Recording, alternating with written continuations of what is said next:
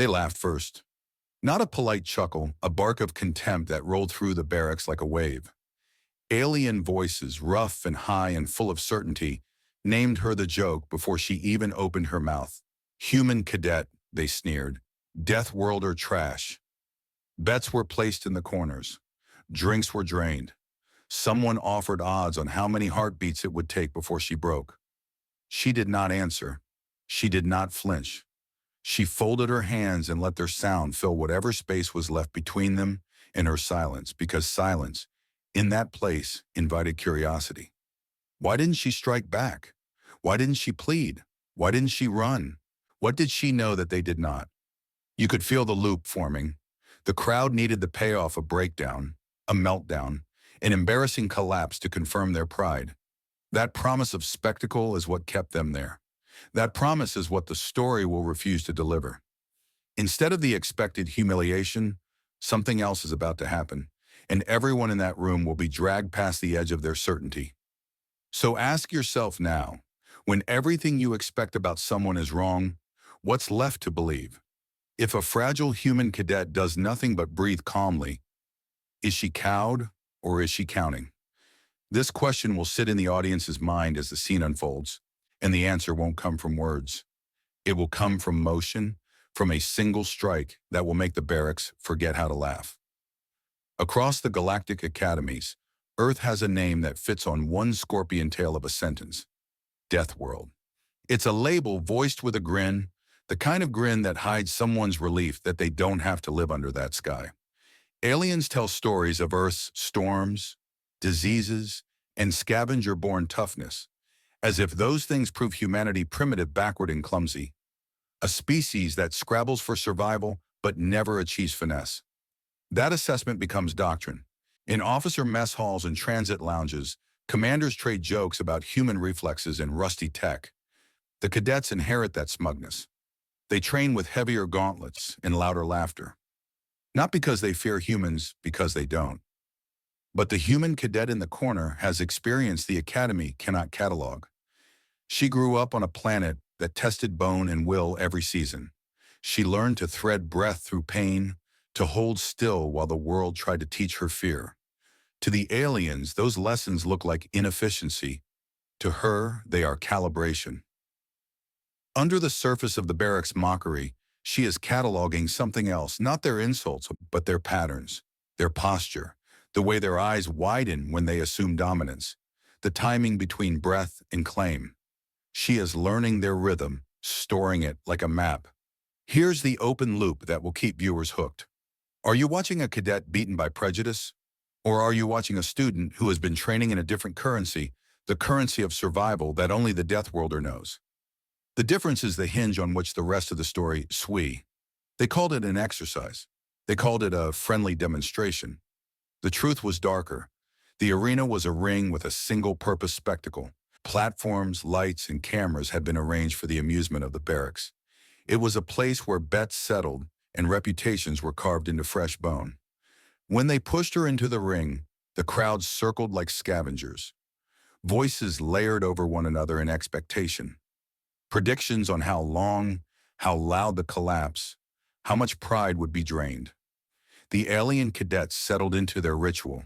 Jeers, slow claps, theatrical groans. A few patted the champion's shoulder as if to reassure him this would be easy. She stood in the center without ceremony. No dramatic posture, no defiant shout. Her uniform was scuffed, not out of rebellion, but because nothing about her was ornamental. She looked like someone who had used her clothes instead of polishing them, someone who expected function before show. For the crowd, the stakes were simple, proof that their hierarchy held. For the officers watching from the upper ring, the stakes were quiet and practical discipline, morale, lines that must not be crossed. For the champ, the stakes were ego and the ledger of his legacy. And yet an odd tension hung in the air. The silence of the human cadet, the way she tilted her head and didn't meet the taunts with heat, rewired the audience's expectation. Without theatrics or outbursts, she forced them to fill in their own punchline, and people, given silence, invent louder stories. This arena is the crucible. It is where the joke will either be confirmed or fail in the most dramatic way. The audience will stay because they crave resolution. The question they keep: how will a single human, unarmed and underestimated, answer the architecture of their scorn? He entered like the end of an argument. The champion was built for intimidation. 4 limbs thicker than a regulation post. Armor scored by 100 victories. Facial ridges stamped with trophies of combat. When he moved, you felt the room tilt a fraction. His name was already chanted, part fear, part celebration. The stories preceded him. How he'd ended a duel with a single grab, how he'd snapped the neck of a veteran recruit in practice and been awarded for ending suffering. The champ's grin was a functional thing. It was the expression of someone who believed the world ended at his reach. He swaggered to the center and flexed his gauntlet. It was a show of tool and faith, heavy plating, edge attachments, and a mechanized brace that made every strike a promise. Observe the contrast. Where he was theater, she was economy. Where his armor shouted, her stance was a quiet ledger. She watched, not with fear but with data-gathering interest. The champ circled with the practiced rhythm of a predator, testing distance, testing reaction. He wanted to make the human move first, to count the miss and the stumble. For him, the fight was a script with predictable beats. Small details matter here. The champ's breathing pattern when he overreaches. The way he exposed his left flank when he relied on his right side gauntlet. The moment his eyes lingered on the human's wrist, as if calculating how fragile it must be. These are the gaps the cadet stores. In the stands, the laughter grew louder. A few bet more credits. The officers smirked. No one noticed the tiny line of concentration on the cadet's face, the almost invisible tightening of her forearm as if she were testing a hinge. No one saw the way she had trained for absence of flourish, absence of flair, absence of predictability. Now the loop widens. The audience expects a spectacle of dominance. But by marking the champion's small, human assumptions, the cadet creates an opportunity. The question becomes, what happens when the predictable is used against the predictable? That moment will arrive with the first real exchange, and when it does, the narrative will change its shape. The champ struck first, not to test, but to end. His gauntlet arced like a falling branch. The force behind it, designed to bruise and humiliate. The crowd surged forward on its noise. In a room built on confidence, aggression is currency. She moved, not theatrically, not in a wide dodge that would show off skill, but in a micro-timed step that made the gloves slide past hair and clothing. She did not throw a counterpunch. Instead, she permitted motion to pass her as if she were an immovable hinge and the champion had misread the tolerance. That tiny gap between strike and response is where viewers will feel the first disturbance. The champ's reaction was disbelief, a quick, ugly reshuffle of ego. He expected impact and instead met nothing. He reset, overcompensating with speed to prove the failure was not his. Blows came in a measured tempo. He attacked, she absorbed, she redirected. There was no show of strength from her. Instead, she made economy of motion look like a mastery of timing. Where the champ swung with pleasure, she slipped with consideration. Where he sought dramatic damage, she denied him the spectacle. The audience murmured, recalibrating. The alien crowd had taught themselves a script, and that script was failing. Small bets whispered and were retracted. Some laughed nervously, conflating chance with skill. The officers looked, not with alarm yet, but with interest. A few of the older soldiers squinted at the cadet's posture as though trying to translate a dialect. Importantly, the cadet's choice not to strike was not cowardice. It was a deliberate bank move. She measured breath against muscle, angle against momentum, noting which attacks drained the champ's balance and which left him swift. Every time she bowed away from a hit, she recorded the cost he had paid: a shift of weight, a micro twitch in the shoulder, a barely audible wince of the jaw. That first clash ends with unresolved tension. The champ is irritated. The cadet is saving. The audience wants a payoff, a hit, a takedown, proof of the preordained dominance. Instead, they are left with a puzzle. Why is she preserving her strength when any human would risk everything to prove them wrong? That question will lead into the turning point. Frustration is its own kind of blindness. The champion's confidence, chipped by the human's refusal to play along, hardened into recklessness. He began to overextend a fatal human assumption masked by his title. The more he tried to force a show, the more openings he gave. His attacks grew wider, committed. The gauntlet's arcs left him vulnerable at the hip, his head exposed during reach. The cadet watched, cataloging the pattern like a technician watching for resonance in a failing engine. She did not hurry. Instead, she let him make the mistakes that arrogance always makes. And then she moved. Not in a burst, but with the quiet, surgical intent of someone who had practiced a single motion until its outcome was inevitable. She closed the small space he created.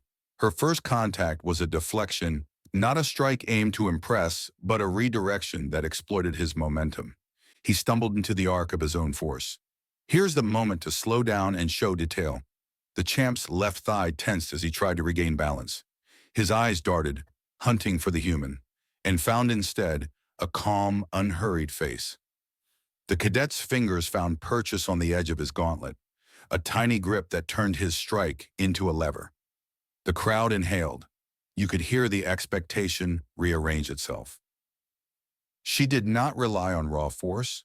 She used leverage, the geometry of motion, and a human instinct sharpened by survival rather than ceremony. A sweep, a twist mechanisms that undid the champion's center of gravity and left him falling into the cadence she had set. When his feet left the floor, silence came at a different frequency. It was the silence of recalculation. The cheers died, replaced by a stunned, trembling stillness. People discovered that victory can be taken from an expected place, only to find the meaning of victory altered entirely. The turning point is more than a shift in advantage. It is the revelation that every insult was a map left by their own arrogance. The cadet simply read it. The crowd's narrative that humans were comic relief began to fray. From a storytelling standpoint, this is where stakes stretch. No longer is the fight about one humiliation. It is proof that a systemic assumption can be wrong. The officers in the upper ring squinted more keenly. The champion, shocked and angry, tried to recompose into violence. But his format had been compromised, and the next move will tell us whether that compromise becomes his undoing. He rose, angrier and heavier with each breath. Pride stung his voice. If the first fall had been an accident, this next charge would be proof of dominance regained. He lunged, a brutal sentencing aimed to extinguish the embarrassment. She met him not with a roar, but with an economy of motion honed to cruelty. In a single, deliberate sequence, she closed distance, placed her feet in the precise angles she had rehearsed in raw conditions, and routed his line of force into the one place his body would not forgive. This is the move that will be replayed in thumbnails and reaction clips. The gauntlet overshoots, his center collapses. Her hand finds the right hinge. She uses leverage and the champion's committed momentum to break the structural integrity of his posture, and then the strike. Not a wild swing, but a concentrated, pointed impact delivered to the junction the champ relied upon most.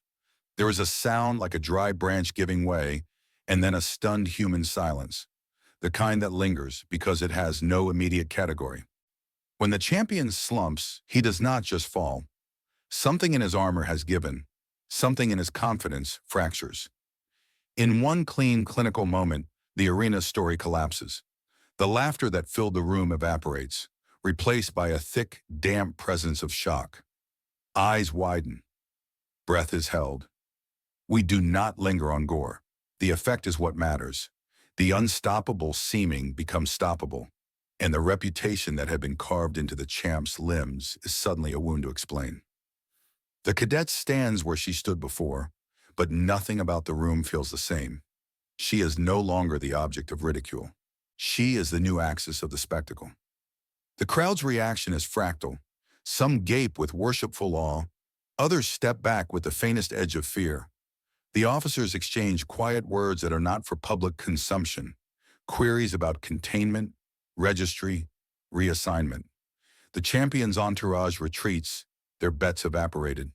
A few of the older soldiers press hands to their mouths as if to muffle a dying laugh. But the most powerful note is the silence that follows the noise, the pause where everyone, for the first time, contemplates consequences. The cadet did not humiliate for the sake of spectacle. She exercised a fatal efficiency that the aliens had never expected because they did not know the logic behind Deathworlder survival. The shattering strike is a display of consequence. If underestimated beings can convert presumed weakness into decisive advantage, then the old hierarchies risk collapse. This scene is the narrative fulcrum. It alters reputations, reorders priorities, and opens new questions. Who taught her this? Is she anomalous or representative? And if representative, what does that mean for the balance of forces? Those questions are the bait that will keep the audience clicking, commenting, and imagining the aftermath. Silence kept the floor because the mind was busy. The mocking voices that had orchestrated the evening's cruelty now shuffled like children caught mid-prank. That same word Deathworlder that had been spat as an insult began to reverberate differently, heavy with a new currency, respect braided with fear. You can watch the change happen in faces. Where once there was the easy curl of humor, now brows knitted and jaws tightened. The champion's followers who had leaned forward with grin and swagger awkwardly found distance. A few of them avoided eye contact, either because they were suddenly embarrassed or because they were recalculating what it means to face that quiet human again. Rumors travel faster than truth. Within minutes, the barracks hums with shorthand reassessment. She's dangerous. Not just dangerous, unpredictable. We should log her. The term Deathworlder flips from joke to warning.